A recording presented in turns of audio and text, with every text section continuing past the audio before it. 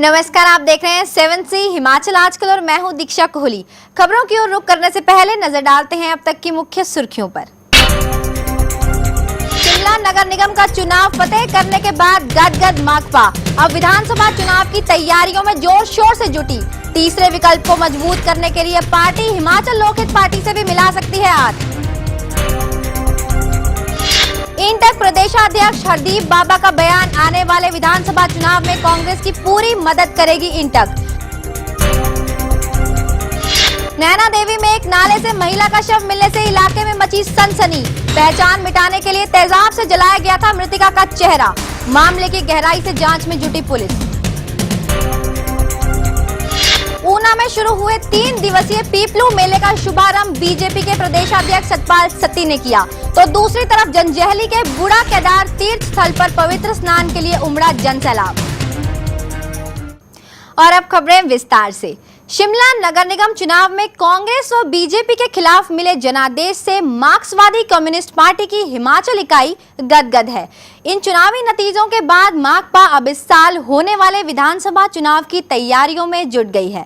हालांकि माकपा का हिमाचल में कोई खास वजूद नहीं, पर माकपा के नेता तीसरे विकल्प को खोजने में जुट गए हैं। तीसरे विकल्प को मजबूत करने के लिए माकपा हिमाचल लोकहित पार्टी से भी हाथ मिला सकती है। शिमला नगर निगम के चुनावी नतीजे आने के बाद हिमाचल में नए राजनीतिक समीकरण बनने के आसार भी नजर आने लगे हैं। शिमला नगर निगम के चुनाव में शिमला की जनता ने जिस तरह से कांग्रेस व भाजपा जैसी राष्ट्रीय पार्टी को तरजीह न देकर माकपा जैसी पार्टी का जनादेश दिया है, इससे हिमाचल की राजनीति में हलचल पैदा हो गई है। इस जनादेश से माकपा के नेता खूब उत्साहित हैं। अब माकपा के रणनीतिकार विधानसभा चुनाव में तीसरे विकल्प की संभावना तलाशने में जुट गए हैं और उन्होंने विधानसभा क्षेत्रों में अपने उम्मीदवार उतारने की योजना बनाई है। माकपा के राज्य सचिव व पूर्व विधायक राकेश सिंघा खुद मानते हैं कि पूर्व सांसद महेश्वर सिंह की हिलोपा के साथ मिलकर तीसरा विकल्प भी तलाशा जा रहा है। हमारी पार्टी ने तय किया है कि हम 19 विधानसभा असेंबली कॉन्स्टिट्यूंसी में हम अपने पार्टी के उम्मीदवार देंगे, लेकिन अगर कल को कोई ऐसा मजबूत विकल्प बनता है तो हमारी पार्टी एक फ्लेक्सिबल पोजीशन लेने के लिए भी तैयार है, लेकिन ये सारी बातें उस समय तय होगी। आज की तारीख में हम महसूस करते हैं कि जो हिमाचल लोकहित पार्टी जिसका नेतृत्व महेश्वर सिंह जी कर रहे हैं, वो भी आज दोनों बीजेपी और कांग्रेस के खिलाफ आवाज को बुलंद कर रहे हैं। माकपा का मानना है कि शिमला नगर निगम के चुनाव में जनता ने भाजपा व कांग्रेस की नव उदारवाद नीतियों के खिलाफ आक्रोश दिखाया है। माकपा के राज्य महासचिव राकेश सिंघा ने कहा है कि अब पूरे प्रदेश में नव उदारवाद के नीतियों से जनता को अवगत करवाया जाएगा। बात सही है, रणनीति तो पहले तय करनी। हमारी पार्टी की ये समझ है कि देश के अंदर ये जो बहुत तेज़ी के साथ नव उदारवाद की नीतियां जो चल रही है, असल में जो नीतियां अमीर को अमीर और गरीब को गरीब बना रही हैं, जो सारी सेवाएं निजी हाथ में सौंपी जा रही है, स्वास्थ्य है, शिक्षा है, बिजली है, पानी है और दूसरी तमाम सेवाएं, इससे जनता में आक्रोश बढ़ रहा है। विधानसभा चुनाव के लिए माकपा ने अभी से तैयारियां शुरू कर दी हैं। माकपा की नजरें कांग्रेस व भाजपा के बागियों पर भी टिकी हैं। विधानसभा चुनाव के लिए तीसरे मोर्चे के गठन के आसार भी नजर आने लगे हैं। भूपेंद्र चौहान, शिमला, 7C हिमाचल आजकल। इंटक के प्रदेशाध्यक्ष बाबा हरदीप सिंह ने बीजेपी सरकार पर बरसते हुए कहा कि उसने अपने कार्यकाल में मजदूरों व कर्मचारियों का जमकर शोषण किया। सुंदरनगर में बीएसएल वर्कर्स यूनियन की नवगठित कार्यकारिणी में बोलते हुए बाबा ने ऐलान किया कि आगामी विधानसभा चुनाव में सरकार को इसका मुंहतोड़ जवाब दिया जाएगा। उन्होंने अपने कार्यकर्ताओं से विधानसभा चुनाव के लिए तैयार रहने की भी अपील की और कहा कि इंटक इस चुनाव में कांग्रेस पार्टी की पूरी मदद करेगी। हाल ही में जो बीएसएल वर्कर यूनियन का जो चुनाव सुंदरनगर बीबीएमबी में हुआ, आज उस चुनाव में हमारी बीएसएल वर्कर यूनियन इंटक जो है 97 वोटों से जो है हमारी कार्यकारिणी जीती है। आज उसी के उपलक्ष्य में ये वर्कर्स मीट जो है यहाँ पे बीएसएल वर्कर की तरफ से रखी गई। पूर्व मंत्री व हिमाचल लोकहित पार्टी की नेता श्यामा शर्मा ने कहा कि शिमला नगर निगम चुनाव में जनता ने जो जनादेश दिया है उससे साफ हो गया है कि बीजेपी सरकार से जनता का मोह भंग हो चुका है। नाहन में उन्होंने कहा कि निगम चुनाव में हिलोपा ने माकपा को अपना समर्थन दिया था। उन्होंने कहा कि बीजेपी के कई रुष्ट नेता हिलोपा मुखिया महेश्वर सिंह के संपर्क में हैं। पूर्व मंत्री व हिमाचल लोकहित पार्टी की नेता श्यामा शर्मा ने कहा कि नगर निगम चुनाव में जनता ने जो जनादेश दिया है उससे साफ हो गया कि भाजपा सरकार से लोगों का मोह भंग हो गया है। नाहन में पत्रकारों से बातचीत में श्यामा शर्मा ने कहा कि नगर निगम चुनाव में हिलोपा ने माकपा को अपना समर्थन दिया था। भाजपा को नगर निगम के शीर्ष पदों पर जीत नहीं मिली। उन्होंने कहा कि भाजपा के कई रुष्ट नेता हिलोपा के मुखिया महेश्वर सिंह के संपर्क में हैं। उन्होंने कहा कि सिरमौर में पेयजल की बड़ी समस्याओं को लेकर आंदोलन शुरू किया जाएगा। लोगों ने मुख्यतः कांग्रेस और भारतीय जनता पार्टी को, जो अपने आप को राष्ट्रीय पार्टी कहते हुए हिचकते नहीं, इसलिए अस्वीकार कर दिया है कि वो लोगों के मसाइल के प्रति बिल्कुल भी उदासीन हो चुके हैं। हमें किसी तरह का कोई भी आंदोलन करना पड़ा तो हम आंदोलन भी करेंगे। और मैं आपके माध्यम से विभाग को चेतावनी देना चाहती हूँ कि 15 दिन के अंदर पानी की दशा को सुधारें। जिला सिरमौर के हर गाँव के अंदर और नाहन के अंदर विशेषतया सुधारें। अगर 15 दिन के अंदर ये दशा नहीं सुधारी गई तो हम चेन स्ट्राइक पर डीसी ऑफिस के सामने बैठेंगे। शिमला नगर निगम के आए ताजा तरीन नतीजों से प्रदेश में कई नए समीकरण बनने लगे हैं। माकपा व हिलोपा को ऐसा लगने लगा है कि आने वाले विधानसभा चुनावों में वह कांग्रेस व भाजपा को कड़ी टक्कर दे सकते हैं। सतीश शर्मा, नाहन, 7C, हिमाचल आजकल। गर्मी बढ़ते ही प्रदेश में पानी के लिए हाहाकार मचने लगी है। इन दिनों जोगिंद्रनगर की 14 पंचायतों के लोग भी पानी की किल्लत से जूझ रहे हैं। इन पंचायतों में पानी की भारी कमी को देखते हुए खुद लोक निर्माण मंत्री गुलाब सिंह ठाकुर भी हरकत में आए और उन्होंने जोगिंद्रनगर में IPH अधिकारियों के साथ एक बैठक आयोजित की। जोगिंद्रनगर की 14 पंचायतों में इन दिनों पानी का भारी संकट चल रहा है। पानी न मिलने से लोगों को कई समस्याओं का सामना करना पड़ रहा है। पानी की किल्लत को दूर करने के लिए लोक निर्माण मंत्री गुलाब सिंह ठाकुर ने IPH विभाग के अधिकारियों के साथ बैठक की। इस मौके पर गुलाब सिंह ठाकुर ने कहा कि गर्मी के कारण जोगिंद्रनगर के कई प्राकृतिक जल स्रोत सो गए हैं। उन्होंने कहा कि जहाँ पानी की कमी हो रही है वहाँ लोगों को टैंकरों द्वारा पानी उपलब्ध करवाया जाएगा। इसमें मुख्यतः जो पानी की स्कीमें हैं उसके जो स्रोत हैं वो गर्मियों के दिनों में अधिकांश में पानी कम हो जाता है। आजकल अगर SDO जेन्युइन हो और अगर कोई बात कहें तो इनको तो बड़ी दावे के साथ कहना चाहिए कि हम उन सोर्सेज से अब लोगों की जो जितनी डिमांड है उतना पानी दे नहीं पाते। और जितने तमाम जेई हैं वो खुद जा करके अपनी स्कीमों को अपने सेक्शन में जाके मॉनिटर करें और रजिस्टर रखें, लोगों की कंप्लेंट दर्ज करें कि लोगों को कितना पानी मिल रहा है, नहीं मिल रहा है। बढ़ती गर्मी से प्रदेश के कई हिस्सों में पेयजल संकट गहराने लगा है। लोगों को दूर दूर से पानी ढोकर लाना पड़ रहा है। सुभाष एडी, जोगिंद्रनगर, 7C, हिमाचल आजकल। परिवहन निगम प्रबंधन व कर्मचारियों के बीच गतिरोध बढ़ता ही जा रहा है। एक और जहां कर्मचारी 8 घंटे से ज्यादा ड्यूटी नहीं दे रहे, वहीं निगम प्रबंधन इस समस्या से निपटने के लिए अब निजी बसों का सहारा लेने लगा है।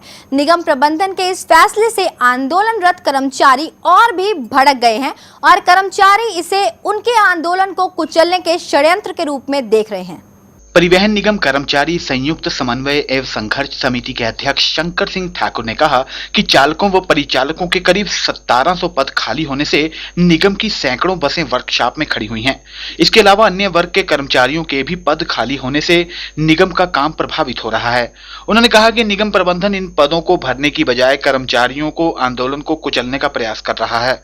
इसे किसी भी सूरत में बर्दाश्त नहीं किया जाएगा। हिमाचल प्रदेश में परिवहन कर्मचारियों का आंदोलन निर्णायक दौर में पहुंच चुका है। हिमाचल प्रदेश सरकार से हमारे को वार्ता का कोई न्योता नहीं आया है। हमारी एक ही मांग है, हिमाचल प्रदेश की इस HRTC को रोडवेज का दर्जा प्रदान किया जाए। और मैं इस सरकार से पूछना चाहता हूं, हिमाचल प्रदेश HRTC में जो 3000 पद खाली पड़े हैं, जिनमें 1700 पद ड्राइवर्स और कंडक्टर्स के हैं, उन पदों को भरने में हिमाचल प्रदेश की सरकार क्यों शर्मा रही है? मैं सरकार से पूछना चाहता हूं, इन पदों को भरने के लिए सरकार की क्या मजबूरी रही है? ये परिवहन के कर्मचारियों और प्रदेश की जनता को बताया जाना चाहिए। उधर शिमला में भी परिवहन कर्मचारियों ने गेट मीटिंग कर निगम प्रबंधन के खिलाफ रोष जताया। इस मौके पर परिवहन निगम चालक व परिचालक संघ के अध्यक्ष देवराज ने कहा कि कर्मचारियों ने सरकार को 2 जून तक बातचीत करने का अल्टीमेटम दे रखा है, लेकिन निगम प्रबंधन का रवैया नकारात्मक बना हुआ है। उन्होंने कहा आंदोलन को उग्र करते हुए अब की 5 जून को पूरे प्रदेश में चक्का जाम किया जाएगा। 2 तारीख की डेडलाइन के बारे में भी कह देना चाहता हूं कि 2 तारीख के बाद 3 और 4 का दिन हमारे पास है, और जो आगे हड़ताल हमारी 5 तारीख को होनी है, हमारा जेसीसी का कोई भी पदाधिकारी शायद वार्ता के लिए उपलब्ध नहीं हो पाएगा। उधर सोलन में भी परिवहन निगम के कर्मचारियों ने अपनी मांगों को लेकर बस अड्डे पर प्रदर्शन किया। कर्मचारियों ने आरोप लगाया कि सरकार उनकी मांगों की ओर कोई ध्यान नहीं दे रही। कर्मचारियों ने कहा कि वे 5 जून को प्रदेश भर में चक्का जाम करेंगे। यदि फिर भी सरकार ने अपना रवैया ना बदला तो उग्र आंदोलन किया जाएगा। सरकार को चाहिए कि कर्मचारियों के मुद्दे पर शीघ्र कोई फैसला करे ताकि इनके आंदोलन की आंच आम जनता तक ना पहुंचे। ब्यूरो रिपोर्ट 7C हिमाचल आजकल। महिला आयोग की तरफ से चंबा में एक महिला अदालत का आयोजन किया गया। इसमें महिला उत्पीड़न संबंधी 13 मामलों का मौके पर ही निपटारा किया गया। आयोग ने महिलाओं के लिए एक सेमिनार भी लगाया, जिसमें महिलाओं के लिए विभिन्न विभागों की तरफ से चलाई जा रही सरकारी योजनाओं की जानकारी दी गई। कार्यशाला में जिले भर की महिलाओं ने भाग लिया। चंबा में आयोजित सेमिनार के दौरान राज्य महिला आयोग की अध्यक्ष धनेश्वरी ठाकुर ने कहा कि आयोग विभिन्न जिलों का दौरा कर महिला उत्पीड़न संबंधी मामलों का मौके पर ही निपटारा कर रहा है। उन्होंने कहा कि आयोग में महिला उत्पीड़न के अलावा पुरुष उत्पीड़न के भी मामले काफी संख्या में आ रहे हैं। आयोग का प्रयास सभी पक्षों को न्याय दिलाना है। बीवी के झगड़े के मामले और भी जैसे ऑफिसेज में कामकाजी महिलाओं के साथ भी जो प्रॉब्लम्स आती है वो भी हमारे सामने मामले आते हैं, तो हम पूरा प्रयास करते हैं। और मेरा महिला आयोग का हमारा एक मेन उद्देश्य ये है कि हम लोग जो है परिवारों को जोड़ने का काम पहले करते हैं। अगर कहीं कोई बात सीमा से आगे निकल गई, वही बात सेपरेशन की आती है या कोर्ट में जाने की सलाह दी जाती है, वैसे हमारा प्रयास ये रहता है कि हम महिलाओं को परिवारों को जोड़ें। ये हमारा आयोग का नाम महिला आयोग अवश्य है, लेकिन हमारे सामने पुरुष लोग भी आवेदन करते हैं। और मैं आप लोगों को बताना चाहती हूँ कि यहाँ पर 60% जो है 60% महिलाएं आवेदन करती हैं और 40% पुरुष हमारे पास आवेदन करते हैं। मौके पर महिला कार्यकर्ता उमा देवी का कहना था कि चंबा जिला में महिला उत्पीड़न के मामले बड़ी संख्या में आ रहे हैं। उन्होंने कहा कि ऐसी महिलाओं को हिमाचल महिला आंदोलन संस्था द्वारा न्याय दिलाया जा रहा है। देश क्या, अगर हम देश में भी अगर चंबा की बात करें तो महिलाओं की स्थिति बहुत ही। To build a tree from a single seed whose leaves reach out to the entire sky. To build a future from a single mind which reaches out to the entire world. At Indus International University.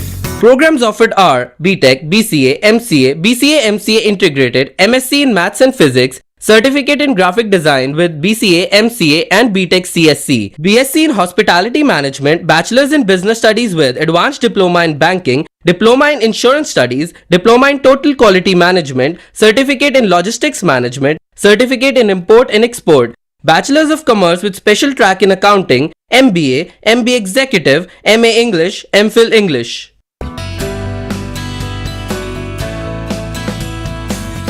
UGC certification recognized. Indus International University. Creating futures. Changing lives. Batu, District Una, Himachal Pradesh. Phone 9318797101 or 2 or 3. Website www.iiuedu.in. Email info@iiuedu.in. SMS IIU to 56677. Break के बाद एक बार फिर आप सभी का स्वागत है। 7C Himachal आजकल में खबरों का सिलसिला जारी है।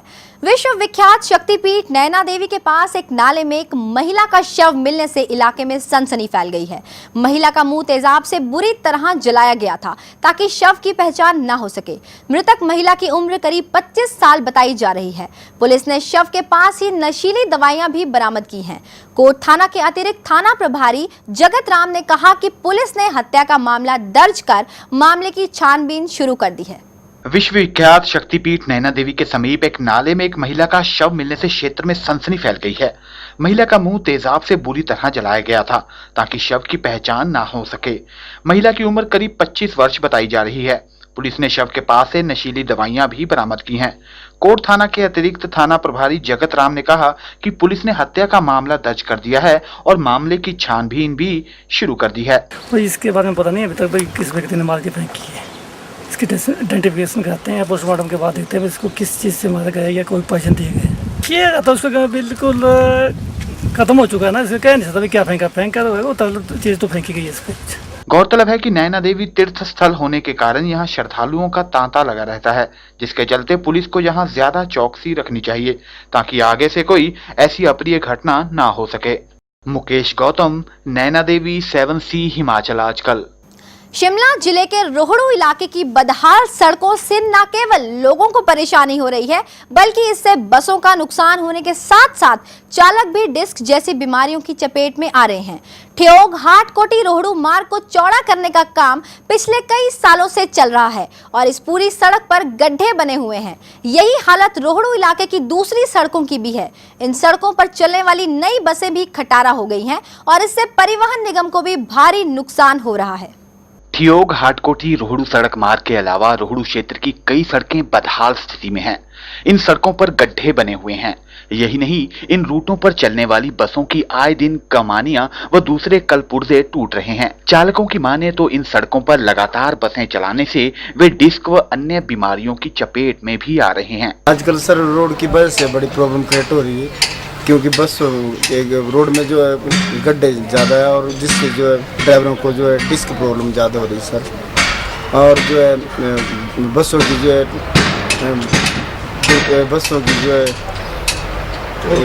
तोड़ फोड़ ज़्यादा हो रही है सर।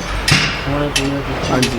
और जो है बसों में जो बस ड्राइवर जो चालक जो है ज़्यादा बीमार रोड की वजह से, दूध की वजह से ज़्यादा प्रॉब्लम क्रिएट हो रही है। उधर परिवहन निगम के अधिकारी भी मानते हैं कि सड़कों की दुर्दशा के कारण स्पेयर पार्ट की खपत भी ज्यादा हो रही है। इससे परिवहन निगम को रोहड़ू डिपो की बसों पर ज्यादा खर्च करना पड़ रहा है। मेंटेनेंस की बात है, वो एक चैलेंज बना हुआ है इस डिपो के लिए। मुख्यतः ये जो हमारा मेन रोड है ठियोग से हाटकोटी और रोहड़ू तक का, इसकी दशा बड़ी दयनीय है। इसमें थोड़ा बसों का जो तोड़ फोड़ और जो मेंटेनेंस तोड़ फोड़ ज़्यादा है और स्पेयर पार्ट्स खपत हो रही है। ड्राइवर्स एक सबसे बड़ी बात है, ड्राइवर्स की हेल्थ की। अब ड्राइवर्स बेचारे ये जो ये मेन लाइन पे ज़्यादा चल रहे हैं, इनकी भी इल हेल्थ बहुत ज़्यादा हो रही है और दिन प्रतिदिन इनकी दशा भी बहुत बिगड़ती जा रही है। सरकार को चाहिए कि इन क्षेत्र की सड़कों की सूध ले, इनको दुरुस्त करे ताकि बसों को हो रही क्षति को रोका जा सके और चालकों व अन्य लोगों को भी कोई असुविधा ना हो। प्रदीप राही, रोहड़ू, 7C हिमाचल आजकल। हिमाचल प्रदेश विश्वविद्यालय के वार्षिक पुरस्कार वितरण समारोह में शैक्षणिक, सांस्कृतिक व खेल गतिविधियों में अव्वल रहे छात्रों को सम्मानित किया गया। समारोह में विश्वविद्यालय के कुलपति ADN वाजपेयी मुख्य अतिथि के रूप में उपस्थित हुए। इस मौके पर वाजपेयी ने छात्रों से अनुशासन में रहने की अपील की। हिमाचल प्रदेश विश्वविद्यालय के वार्षिक पुरस्कार वितरण समारोह में शैक्षणिक, सांस्कृतिक व खेल गतिविधियों में अव्वल रहे छात्रों को सम्मानित किया गया है। समारोह में विश्वविद्यालय के कुलपति ADN वाजपेयी मुख्य अतिथि के रूप में उपस्थित हुए।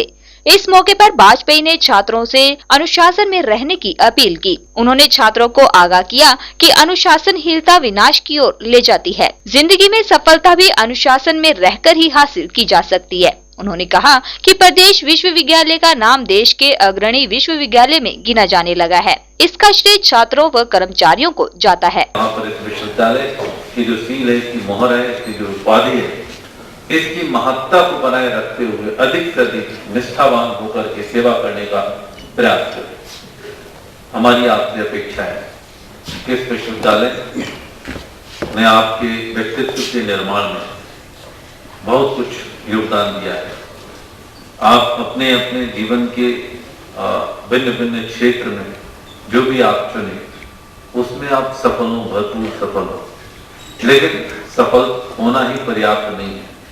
आप स्थापित हो उस क्षेत्र में, आपका नाम अंकित हो जाए, वो समय जो है आपके नाम से जाना जाए, ये समय ये व्यक्ति यहाँ पर कलेक्टर था। छात्रों का इस मौके पर क्या कहना था, आइए सुनते हैं। मैं चाहूँगा कि जितने भी स्टूडेंट्स हैं, अगर हम स्टडी ढंग से करेंगे, एंटरटेनमेंट तो करते रहेंगे, स्टडी ढंग से करेंगे तो ये प्राइस क्या, कोई भी प्राइज हो मिलना बिल्कुल आसान है। और आज मैंने सेकंड प्राइज लिया है MSc माइक्रोबायोलॉजी में और बहुत अच्छा फील्ड रिव्यू, और सारा क्रेडिट अपने पेरेंट्स को ही नहीं दूंगी, टीचर्स, हमारे चेयरमैन को भी दूंगी, और बच्चों से कहना चाहूँगी कि कड़ी मेहनत करेंगे उनको तो खुशी होगी ही, पर उनके घर वालों को और भी ज़्यादा खुशी होगी। MTA डिपार्टमेंट से और मैं 3rd आया हूँ MTA डिपार्टमेंट में, और ये मेरे लिए बहुत बड़ी अचीवमेंट है क्योंकि पहली बार मुझे ऐसा कुछ इतने बड़े लेवल पे प्राइज मिला है। तो ब्यूरो रिपोर्ट 7C हिमाचल आजकल। ऊना के कुटलैहड़ का 3 दिवसीय जिला स्तरीय पीपलू मेला आरंभ हो गया है। मेले का शुभारंभ बीजेपी के प्रदेशाध्यक्ष सतपाल सत्ती ने किया। इस मौके पर सत्ती ने कहा कि मेले व त्योहार हमारी गौरवपूर्ण सांस्कृतिक धरोहर के प्रतीक हैं। इनका संरक्षण किया जाना जरूरी है। उन्होंने कहा कि सरकार की तरफ से इस तरह की सांस्कृतिक विरासत के संरक्षण के विशेष कदम उठाए जा रहे हैं। इस दौरान विभिन्न विभागों की तरफ से सरकार के विकासात्मक कार्यों को दर्शाने वाली प्रदर्शनी भी लगाई गई। इसके अलावा मेले में सांस्कृतिक कार्यक्रम और खेलों का भी आयोजन किया गया। ऊना के कुटलैहड़ का 3 दिवसीय जिला स्तरीय पीपलू मेला आरंभ हो गया है। मेले का शुभारंभ भाजपा प्रदेशाध्यक्ष सतपाल सत्ती ने किया। इस मौके पर प्रदेश भाजपा अध्यक्ष सतपाल सत्ती ने कहा कि मेले व त्योहार हमारी गौरवपूर्ण सांस्कृतिक धरोहर के प्रतीक है। इनका संरक्षण किया जाना जरूरी है। उन्होंने कहा कि सरकार द्वारा इस तरह की सांस्कृतिक विरासत के संरक्षण के विशेष कदम उठाए जा रहे हैं। बड़ा पुराना मेला है, हमारा पारंपरिक मेला है।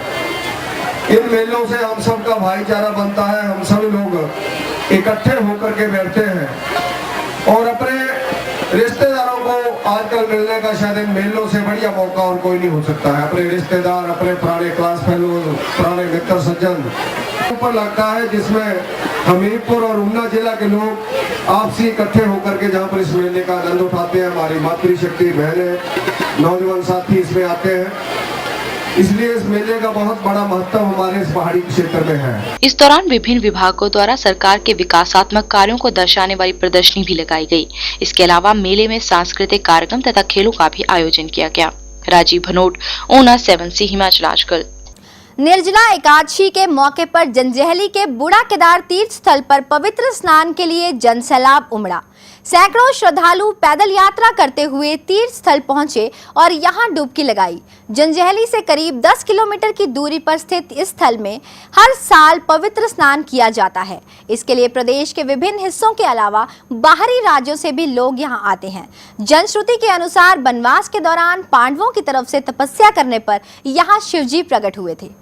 आज के दिन साधारण नदी नाले में भी स्नान करने का जो महत्व है वो गंगा के तुल्य प्राप्त होता है। आज बूढ़ा केदार के स्थल में न केवल हिमाचल प्रदेश, पंजाब, हरियाणा, जम्मू, पंजाब, हरियाणा, उत्तर प्रदेश, भारत के अनेक प्रांतों से यहाँ लोग स्नान करते हैं। फिलहाल वक्त हो चला है आप सभी से विदा लेने का, पर जाते जाते एक बार फिर नजर डाल लेते हैं अब तक की मुख्य सुर्खियों पर। शिमला नगर निगम का चुनाव फतेह करने के बाद गदगद माकपा। अब विधानसभा चुनाव की तैयारियों में जोर शोर से जुटी। तीसरे विकल्प को मजबूत करने के लिए पार्टी हिमाचल लोकहित पार्टी से भी मिला सकती है हाथ। इंटक प्रदेशाध्यक्ष हरदीप बाबा का बयान, आने वाले विधानसभा चुनाव में कांग्रेस की पूरी मदद करेगी इंटक। नैना देवी में एक नाले से महिला का शव मिलने से इलाके में मची सनसनी। पहचान मिटाने के लिए तेजाब से जलाया गया था मृतका का चेहरा। मामले की गहराई से जांच में जुटी पुलिस। ऊना में शुरू हुए 3 दिवसीय पीपलू मेले का शुभारंभ बीजेपी के प्रदेशाध्यक्ष सतपाल सत्ती ने किया, तो दूसरी तरफ जंजैहली के बूढ़ा केदार तीर्थ स्थल पर पवित्र स्नान के लिए उमड़ा जनसैलाब। देवभूमि हिमाचल प्रदेश की ताज़ा तरीन खबरों को देखने के लिए हर रोज देखते रहिए 7C हिमाचल आजकल। फिलहाल मुझे यानी कि दीक्षा कोहली को दीजिए इजाजत। देश दुनिया की तमाम खबरों को देखने के लिए आप बने रहिए 7C के साथ। नमस्कार। हिमाचल आजकल से जुड़ी किसी भी प्रतिक्रिया या सुझाव के लिए संपर्क करें कृष्ण भानु, ठाकुर वाटिका, खलीनी, शिमला 2। Phone number 09816901200, 01772629411। हमारा ईमेल आईडी है himachalaajkal@gmail.com।